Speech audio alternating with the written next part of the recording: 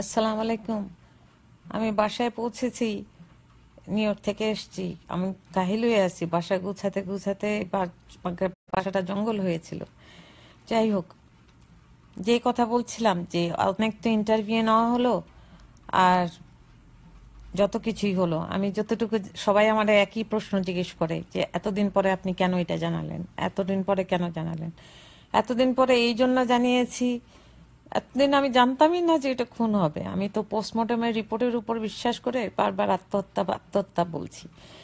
আমার তো এটা জানা ছিল না যে বাংলাদেশে এরকম হয় যে পোস্টমর্টমের মধ্যেও কোনো না কোনো ভেজাল বা ডক্টররাও কোনো কিছু করতে পারে। আর আরেকটা কথা বলি, আমার আরো অনেক কিছু বলার আছে যেটাতে আম, জানানো দরকার। আমি কিন্তু ডিবির অফিসে যখন যাই, আমার যখন ডিবিতে যখন আমাকে নিয়ে ডাকে, তখন কিন্তু আমাকে এসে কিন্তু সামিরার বাবা নিয়ে গিয়েছিল ডিবির অফিসে, যেখানে আমি কথা বলতে গিয়েছিলাম। আরেকটা জিনিস বলি যে সামিরার হাজবেন্ড যেদিন মারা যায়, ইমন যেদিন মারা যায়, সেদিন সেদিন যখন আমি আর আমার ছেলে যখন আর আমার পার্লারের মেয়েরা, আমি কিন্তু একটা কথা খুব ভালো করে শুনিয়ে দিতে চাই, আমি কিন্তু ইমনের কোনো পার্লারের কাজের মানুষ ছিলাম না বা ইমনের কোনো কিছু কাজ করতাম না। ইমন আমার কাছে, নীলা ভাবি জানে, ইমন আমার কাছে ছেলের মতো ছিল। আমি ওরা আলো আর ছোটবেলায় দেখছি, নীলা ভাবি জানে, বিল্টু, ইমন, ওরা দুজনেই ছোট। আমি বাসায় পৌঁছেছি, তার মধ্যে বলে রাখি। তো প্রথম কথা হলো যে অনেক কিছু চিন্তা করার সুযোগ আমার ছিল, আমি সুযোগ পাই নাই। সুযোগ না পাওয়ার অনেক কারণ ছিল, কারণ আমি আমি কিছু কাজ করছিলাম যেগুলি করা বাংলাদেশের মেয়ে মানুষের জন্য ঠিক না, বা অন্য মানুষের। আমি কিন্তু একটা নর্মাল বাঙালির মতো জীবন কাটাই না, আমি কিন্তু একটু ওয়েস্টার্ন মানুষ, ওয়েস্টার্ন একটু ছেলেদের মতো, মানে একটু অ্যাডভেঞ্চার প্রিয় মানুষ, একটু জীবনটা কাটাতে চাই। আম, বা আমার বাবা বলতেন যে এই আমার মেয়ে না হয়ে ছেলে হলো না কেন, আল্লাহ কেন ওরে মেয়ে করে আমার কাছে পাঠালো। কারণ আমার মধ্যে একটা ছেলের হওয়ার একটা সবসময় একটা মেয়েও ছিল, রান্না বান্না করতে পছন্দ করি, ঘর দুয়ার গুছাতে পছন্দ করি। তারপরেও বলি, সালমান শাহর ঘটনা, আমাকে কিন্তু বাঙালি অনেক জানলে বলবে যে হ্যাঁ উনি একটা খারাপ মহিলা বাঙালির কথা বললে, কিন্তু আমেরিকাতে এটা আমার, আমি যা করি এটা খারাপের পর্যায়ে পড়ে না, এক এক দেশে এক এক রকম। তো যেই কথা বলছিলাম যে যখন আমি দৌড়ে যাই ওদের বাসায়, তো লিফটে যখন উঠি, লিফট কিন্তু বন্ধ হয়ে গিয়েছিল। আমি জানি না কেন বন্ধ হয়েছিল, তখনকার সময় আমি লিফটে উঠতে ভয় পেতাম বাংলাদেশে, কারণ আমাদের তো ইলেকট্রিসিটি চলে যেত। তো ওই দিন বন্ধ হয়ে গিয়েছিল। তারপর উপরে যখন উঠে যাই, উপরে দরজা দিয়ে ঢুকার সময়ই সামিরার ইমনের বাসায়, তখন যে ইমনের লাশ ধরাধরি করে কিছু মানুষ নিয়ে যাচ্ছিল, তো আমি আর কিচ্ছু দেখি নাই, আমি শুধু ইমনের মুখটা দেখছিলাম। ওর পুরা মুখটা কালো হয়ে গিয়েছিল, আর না, মুখটা নীল হয়ে গিয়েছিল, আর ঠোঁটটা একদম কালো হয়ে গিয়েছিল।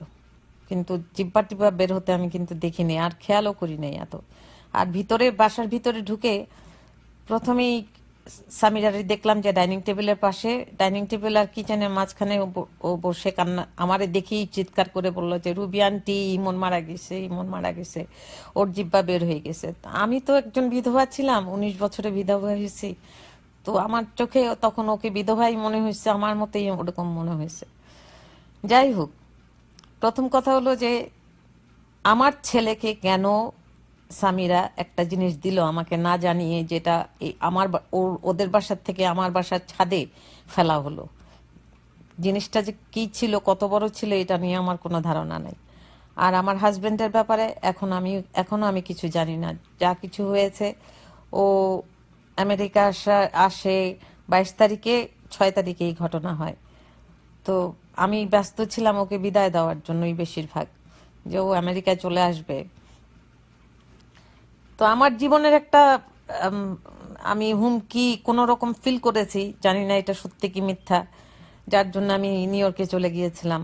আর এইভাবে ফেসবুকে আসছি এই খবরটা জানানোর জন্য যে ইমন যেদিন মারা যায় সেদিন সামিরা কি আমার ছেলেকে একটা কাপড়ের, কোনো কিছু কাপড়ের মধ্যে বেঁধে কিছু দিয়েছিল, যেটা আমি ছেলের কাছ থেকে শুনেছি। ছেলে বলবে কি না বলবে তা জানি না, কিন্তু সত্যি কথা তো বলতে হবে। কোরআনের একটা বাণী শোনাই যে জেনে শুনে তোমরা সত্যকে গোপন করো না। তো সত্য যতটুকু জানি বলেছি, কেউ বিশ্বাস করলে করুক, না করলে না করুক, আমার কিছু আসে যায় না। আমি যতটুকু জানি, আমি আল্লাহর উপর ভরসা করে অতটুকুই করেছি। আমার সংসারে তো আমার স্বামীর সাথে তো আর কতদিন পরে যে যতদিন পর্যন্ত আমি না জানি যে আমার হাজবেন্ড 100% ইনোসেন্ট, আমার মনে হয় না আমি আর ওর সাথে কোনোদিন সম্পর্কে যেতে পারবো, যদি আমরা এক বাসায় থাকি। আর টিভিতে এসব ইন্টারভিউ দিয়ে অল্প সময়ের জন্য কিছু হয় না। তো যে কথা বলছিলাম, এই জন্যই আমি বলছি যে এটা খুন। যেহেতু সামিরা হাজবেন্ড মারা যাওয়ার সময়, যখন হাজবেন্ড মারা গিয়েছে, হসপিটালে না যেয়ে সে তার গয়নাগাটি বা কোনো কিছু, আমি জানি না কি ছিল ওই মানে কাপড়ের মধ্যে বাঁধা, এগুলি নিয়ে ব্যস্ত ছিল। আর সবকিছু চাইনিজ মানুষের বলারও কারণ ছিল, আমি 32 বছর এই চাইনিজ মানুষদের সাথে থাকি, আমি ওদের চলাফেরা কিছুটা দেখি। আমি এত বুদ্ধ না যে কিছু বুঝি না, কিছু তো বুঝি। আরেকটা কথা, সামিরাকে আমার যেটা প্রশ্ন, সামিরাকে কেন সামনে আনে না? ওর বাবা কেন ওর হয়ে কথা বলে? ওর হাজবেন্ড কেন কথা বলে এখন? সামিরা কেন কথা বলে না? সামিরা কেন সামনে আসে না? ও কি ভিআইপি? বাংলাদেশের কি প্রধানমন্ত্রীর থেকে উপরে যে উনি কথা বলতে পারে না, জনগণের সামনে আসতে পারে না? কেন ওনারও ভয়? কারণ কথা বলতে পারবে না তো, জবাব নাই তো। তো সবাই মিলে দাবি করেন না কেন আপনারা যে সামিরা কেন সামনে আসে না? সামিরা সামনে আসলেই চলে। এত বছরে তো কেউ দেখে না ওরে। আমার আমার হাজবেন্ড মারা গেছে ক্যাপ্টেন জামিল হক, আমি এখনো বড় করে বলি যে ক্যাপ্টেন জামিল হকের বউ ছিলাম আমি। সামিরা কেন এসে বলে না যে হ্যাঁ আমাকে নিয়ে এত কথা হচ্ছে কেন, আমি কি করেছি, বা আমার কি কি কারণ ছিল যে আমি খুন করব? কিছুই তো বলে না ও। যা বলে ওর বাপ শফিকুল হক হীরা। আর যে কথা বলছিলাম, যেদিন খুন হয়, খুন বা আত্মহত্যা যেটাই হোক, আমি কিন্তু কোনো ইনভেস্টিগেশনের মধ্যে কিন্তু কোনো বলবো না যে এটা আত্মহত্যা না হত্যা। এটা আমার বলা উচিত না। আমি আগের বার যেটা বলেছি ভিডিও করে, সেটা হলো, সেটাতে আমার রং ছিল, আমি ইমোশনাল ছিলাম বেশি, যার জন্য আমি বলেছি যে এটা হত্যা। হত্যা কি আত্মহত্যা ওইটা তো ঠিক মতো যদি আবার সামিরাকে যদি নিয়ে বা সামিরার বাবাকে নিয়ে যদি জিজ্ঞেস করা হয় তাহলে ঠিকই বের হবে। আরেকটা কথা বলি, সামিরা 2 ফুপু থাকতো ঢাকা শহরে। সামিরা, এটাও আমার মনে প্রশ্ন ছিল, সামিরার এক ফুপু থাকতো আমাদের সাংহাই রেস্টুরেন্টের পাশে, ফুপার বাসা, উনি একজন লয়ার ছিলেন, আমার নাম মনে নাই। ওই বাসায় না যে কেন ও প্রতিবেশীর বাসায় সন্ধ্যা পর্যন্ত বা ওর বাবা মা আসা পর্যন্ত কেন রইল? কত প্রশ্ন আছে না। তারপরে আরেকটা কথা বলি, সামিরাকে যখন আমি বললাম যে সামিরা আমাকে ওর বাবার ফোন নাম্বার দিয়ে বলল যে রুবি আন্টি আপনি ওই বাসার থেকে, যেই বাসাতে ও যে বাসার মানুষ ওকে নিয়ে গিয়েছিল, ওই বাসাতে থাকতেই ওর বাবার ফোন নাম্বার দিয়ে আমারে বলেছিল যে ওর বাবারে ফোন করার জন্য। তো আমি ফোন করার পরে আমাকে হীরা ভাই একজন অফিসারের, পুলিশ অফিসারের ফোন নাম্বার দিয়ে বলল যে আপনি ওনারে ফোন করেন। তা আমি যখন, উনি আমাকে তুমি তুমি করে বলতো বলতো রুবি তুমি ওনারে ফোন করো।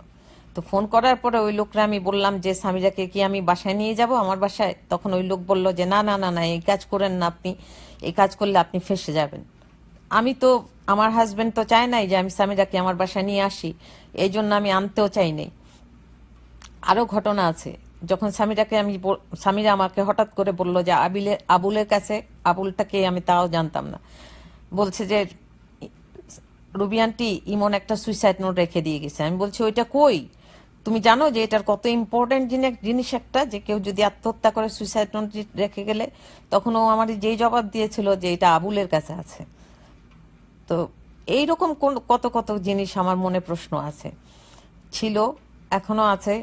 কেমন করে খুন হয়েছে না আত্মহত্যা হয়েছে এ নিয়ে আর কথা বলবো না। তখন ওই দিন মাথা ঠিক ছিল না, একটুখানি ভীত ছিলাম, এই জন্য এরকম করে বলেছি যে এটা হত্যা। আর নীলা ভাবির কথা চিন্তা করেও, তো যে কথা বলছিলাম যে আমার কিছু হলে কিন্তু কোনোদিন কিন্তু ভাববেন না বাইরের মানুষ কিছু করেছে। বাইরের মানুষ যদি করেও থাকে, আর সবসময় ভাববেন না যে আমার পরিবারের মানুষটাই আমাকে করেছে। আমি এই বাড়িতে আছি কারণ এই বাড়িটা, এটা আমার বাড়ি, আমি তো হোটেলে হোটেলে কাটাতে পারবো না, এই জন্য ফেরত এসেছি এখানে। আরেকটা জিনিস যে আছে অনেক কিছু বলার, তো হীরা ভাই আমাকে কেন ডিবির অফিসে নিয়ে গেল, আর উনিই কেন কথা বলে খালি? লুসি কোথায়, লুসির মেয়ে কোথায়, সামিরা কোথায়? ওরা ওরা কেন কথা বলে না? আমি তো কথা বলছি, আমি তো ভিডিও করে কথা বলছি। আমার কি স্বার্থ আছে এর মধ্যে? আমি তো স্বার্থ হারালাম, আমার স্বামীর সাথে তো আজকে আমার সম্পর্ক নাই বলতে গেলে। একই বাড়িতে আছি আমরা, কিন্তু দুইজন দুই জায়গায়। আমি বাড়িতে ফেরত আসছি, কিন্তু আমার হাজবেন্ডের ব্যাপারটা যদি আমার কাছে ক্লিয়ার না হয়, আমার তো মনে হয় না আমি কোনোদিন ওরে আর নিতে পারবো। আমি একটা, আমার কিছু নীতি আছে, কেউ কিছু ভাবুক আর না ভাবুক, সাংবাদিকরা কিছু লিখুক আর না লিখুক, আমার জীবন যা গিয়েছে আল্লাহ জানেন আর আমি জানি, আর মানুষ নিশ্চয়ই জানবে যে কেমন গিয়েছে। আমি একটা ছেলের মতো জীবন কাটিয়েছি, একটা মেয়ের মতো জীবন কাটিয়েছি, এখনো কাটাচ্ছি। না হলে নিউ ইয়র্কের মতো জায়গায় যে আমি এত ব্যস্ত একটা শহরের মধ্যে যে একটা হোটেলে যেয়ে কয়েকদিন থাকতে পারতাম না।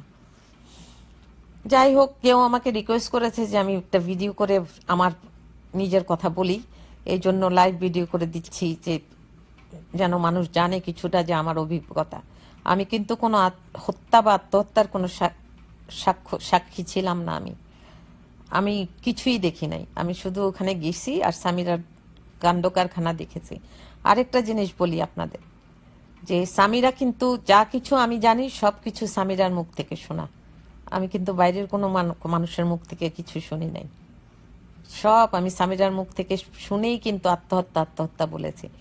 আরেকটা জিনিস, ইমনের মতো এত এত বড় একজন অভিনেতার পোস্টমর্টেমের মধ্যে, ওর ময়না তদন্তের মধ্যে কোনো গরমিল হবে, এটা তো আমার চিন্তা ছিলই না, যে কেন কেন এটা করবে কেউ। আর কথা যদি অনেক কিছু বলার থাকে তো বলবো, যেহেতু অনেক টায়ার্ড হয়ে আছি, যেহেতু বাসায় আসছি অনেকদিন পরে, বাসাটা এত অগোছালো ছিল যে গোছাতে হয়েছে, অনেক টায়ার্ড হয়ে আছে। আর মানুষও ফোন করছে, আমিও ফোন ধরতে পারি না। আমার পরিবারের সবাই আমার উপর নাখোশ এই জিনিস করার জন্য।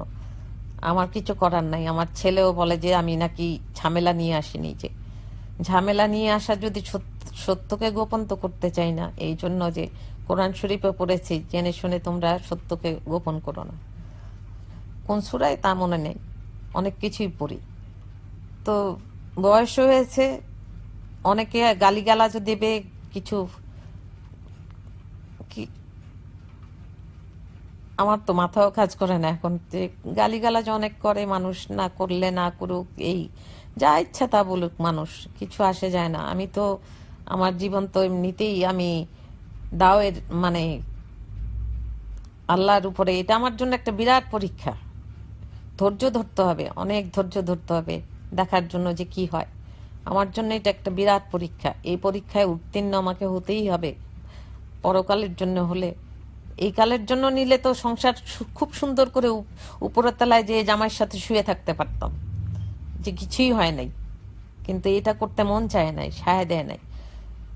আমার বাবা একজন সৎ মানুষ ছিলেন, তার মেয়ে আমি, আমাকে তো ওনার শিক্ষাতেই চলতে হবে। আর যে কথা বলি, যে কষ্ট হচ্ছে আমার, সাজানো সংসারটা ধ্বংস হয়ে যাচ্ছে, কষ্ট হচ্ছে, কিন্তু এটা তো করতেই হবে। আর আমি নিউ ইয়র্কে গিয়েছিলাম কনসুল জেনারেলের অফিসে, আমি কনসুলেট জেনারেলের অফিসে, ওখানে আমি কনসুল জেনারেলের সাথে যা দেখা করতে চেয়েছি, দেখা করতে পারি নাই। দুইবার গিয়েছি, সকালে একবার গিয়েছি, 1 ঘন্টা অপেক্ষা করে, ওনার সাথে দেখা হয় নাই, উনি ছিলেন না। তো আমি বলেছি যে 3টার সময় যাব, তো 3:30টার সময় যাওয়ার পরে ওখান থেকে ওনারা লোকেরা বলল যে আপনি কি করবেন এত কথা বলে, উনি তো কনসুল জেনারেল সাহেব তো চলে গেছেন। তা আমি বললাম যে কার কাছে কিছু বলবো আমি তাহলে এই জিনিসটা, যে পিবিআই আমাকে খুঁজছে, ওরা তো, আমি যদি আমার অ্যাড্রেস না দিই তো ওরা তো আমারে খুঁজে পাবে না। তো ওনারা আমারে বললো যে আমাকে নাকি হাতের লেখা, হয় ওনারা পিবিআই থেকে কোনো চিঠি পাবে তাহলে ওনারা অ্যাকশন নিবে, না হয় আমাকে লিখিত কিছু দিতে হবে। তো আমি আর অপেক্ষা করি নাই নিউ ইয়র্কে, আমি টায়ার্ড হয়ে গেছি, বয়স হয়েছে, এগুলি করে করে এতটা বছর হয়ে গেল, এরকম করে একটা জিনিস হলো। আর হীরা ভাই যেই চাল চালালো, আমি একবারই শুধু ডিবিতে গিয়েছি না সিআইডিতে গিয়েছি, এটাই সামিরার বাবা নিয়ে গিয়েছিল আমারে গাড়িতে করে, ওনার গাড়িতে করে। তো আমার এই প্রশ্নটা অনেকবার ছিল যে ওনার কি ইন্টারেস্ট ছিল যে আমার নিয়ে যাওয়ার জন্য। তো বেশি বেশি ঘাটাই নাই। এই জন্য আরেকটা কথা আপনাদের বলে রাখি, আমি কিন্তু আমেরিকায় থেকেছি, আমি কিন্তু আমার বাসার সামনে একটা মদের দোকান আছে, আমি বেশিরভাগই মদের উপর পড়ে থাকতাম। কেউ খারাপ ভাবলেও আমার কিছু আসে যায় না, সত্যি কথা, কেউ দুনিয়ার কোনো মানুষ খারাপ ভাবলেও আমার কিছু আসে যায় না, কারণ আমার আমার সমস্ত কিছুর মালিক হলেন আল্লাহ তাআলা। উনি আমার মনের কথা জানেন, উনি আমার ভিতরের কথা জানেন। মানুষ গালি দেয়, কত গালি দেয়, কি হবে? আমি খুন করেছি? প্রমাণ করো তো, কেউ প্রমাণ করুক দেখি যে আমি খুন করেছি। কেউ লেখে আমি খুন করেছি, কেউ লিখে আমি ভালো, কিছু আসে যায় না। আল্লাহ জানেন যে কি। তো এই বললাম না যে তোমাদের লুকাবো না কোনো কিছু, কিচ্ছু লুকাবো না। আমি মদ খেতাম, আমি গাঞ্জা খেতাম, আমি সিগারেট খাই, সব কিছু। এখন গালি দাও, তোমরা দিবা তো, গালি দাও, কিছু আসবে যাবে না তো আমার।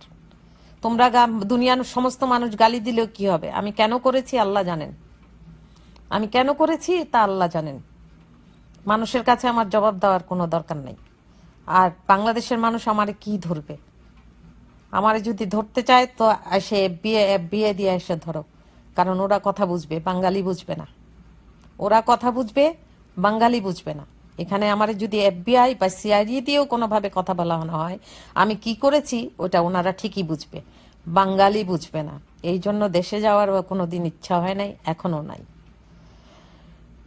কারো কোনো কমেন্ট আমি পড়ি না, পড়ার কোনো ইচ্ছাও নাই। দুই একজন মানুষ খুব খুব আদর করে আমাকে রিকোয়েস্ট করেছে যে আমি যেন লাইভ ভিডিও করি।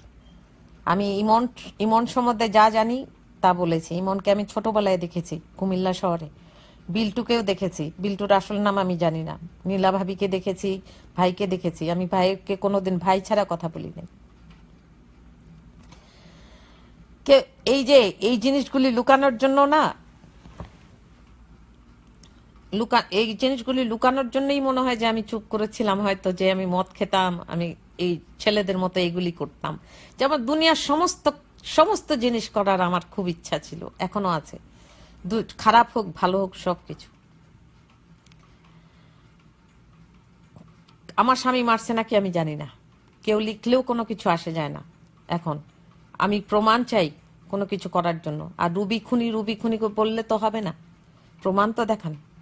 রুবি খুনি হলেও কেমন করে? যে এখানে একটা মশা মারতে গেলেও দুইবার চিন্তা করে, একটা তেলাপোকা মারতে গেলে দুবার চিন্তা করে, সে খুন করবে মানুষ?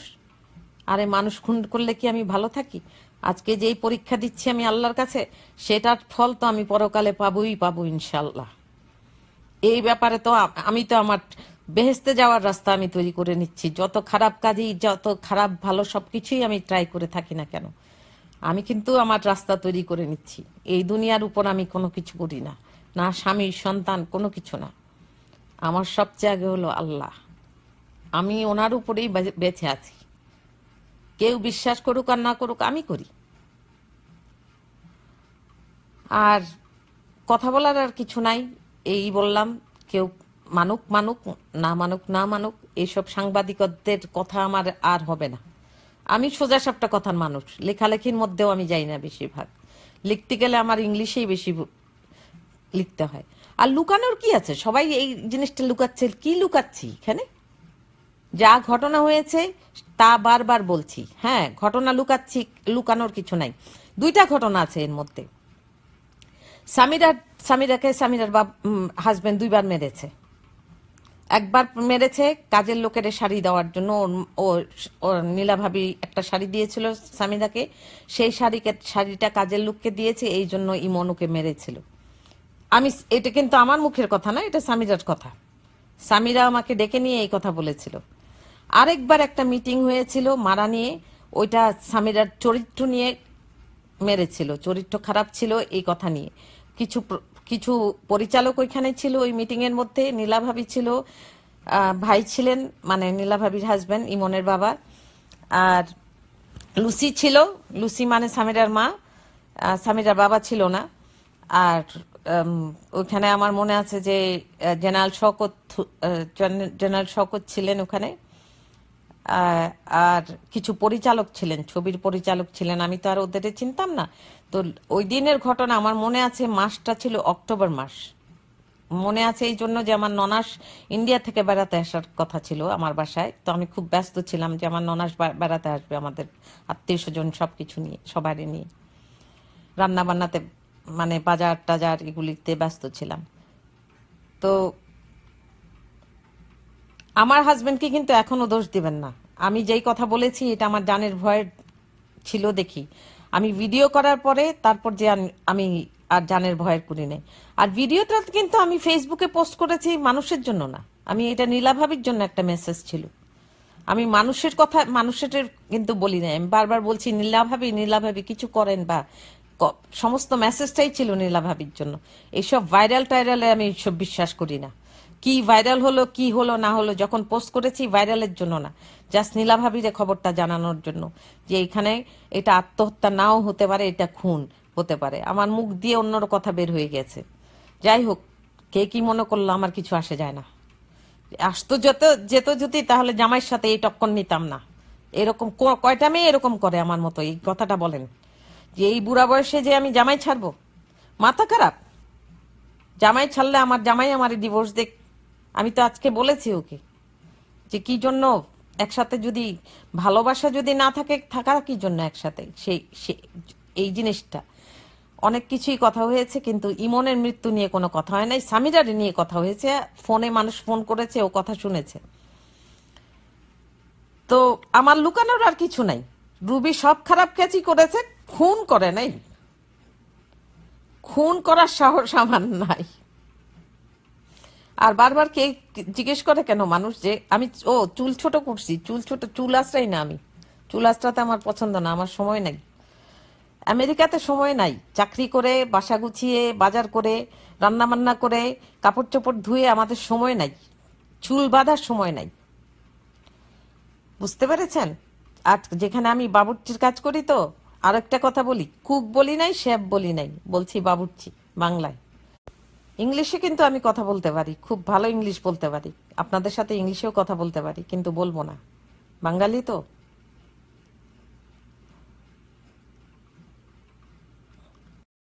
এসব কমেন্ট দেখে কিছু আসে যায় না। কে ফোন করতেছে আমার? এরকম করে জ্বালানো শুরু হয়েছে ফোন করা। হ্যাঁ, বিরক্ত হয়ে গেছি আমি ফোনের যন্ত্রণায়। ফোন নাম্বার দিয়ে তো ভুল করে ফেলছি মনে হয় যে।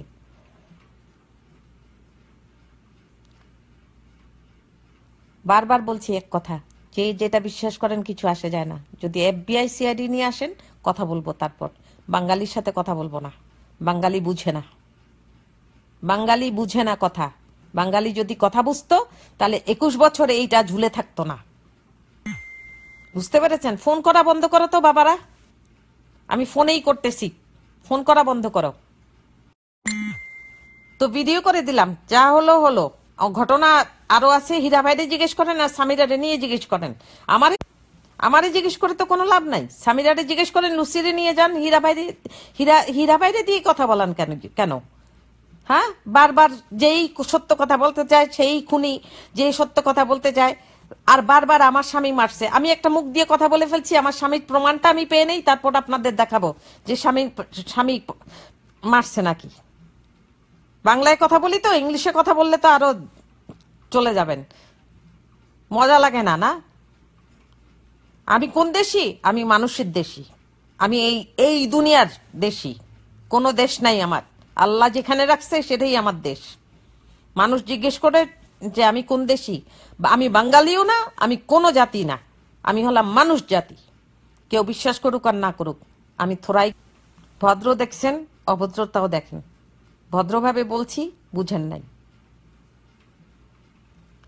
বাঙালি কি জিনিস আমি বুঝি না, বারবার বলে দিচ্ছি। আমি মানুষ জাতি বুঝি, যে এইখানে থাকি সেটাই আমার দেশ। আমি আমেরিকান মানুষ, এখন আমি আমেরিকাতেই থাকি, আমি আমেরিকান, আর কিছু না। বাংলাদেশে যাব কিনা সেটা তো আল্লাহ রাখবেন, যে আমার তকদির কোন দিকে কি আসছে। যেই যা বলুক, এরপর থেকে আর কোনো কথা বলবো না। রিকোয়েস্ট করছে আমার সেফটির জন্য বা কোনো কিছুর জন্য ইমনের ব্যাপারে। আমি সালমান শাহরে চিনি না, আমি ইমনরে চিনি। সালমান শাহ কে ছিলেন? আপনাদের কাছে সালমান শাহ, আমার কাছে ও ইমন ছিল। আর নীলা ভাবিও তা ভালো করে জানে যে ও আমার কাছে ইমন ছিল। ও সালমান শাহ আপনাদের কাছে ছিল, আমার কাছে ও একটা বাচ্চা মানুষ ছিল, আমার ছেলের মতো। আমি এক কথাই বারবার বলি, যে আমি কথা বলছি নিজের নিজের সংসার ধ্বংস করে, যাদের মাথায় বুদ্ধি আছে তারা চিন্তা করবে। আপনাদের মাথায় বুদ্ধি নাই বাঙালি, এই জন্য আপনারা আমার দোষ দেন যে খুনি। আর নীলা ভাবি সাথে কথা হয়েছে, উনি বলছে যে এই কেসে আমার নাম উনি দেন নাই, ওনার হাজবেন্ড দিছে। আর হাজবেন্ড দেওয়ার একটা কারণ ছিল, সেটা হলো যে আমার ছেলে যে ছাদ থেকে ছুঁড়ে ফেলছে ওই পোটলাটা, কাপড়ের পোটলা বা যেটাই হোক, সেটা সব মানুষ দেখেছে। আমি কিন্তু পুরা পরিবারের এগেনস্টে হয়ে কিন্তু একলা হয়ে এই কথাগুলি বলছি। কেউ বিশ্বাস করলে করুক, না করলে না করুক। আসসালামু আলাইকুম। আবার আল্লাহ হাফিজ।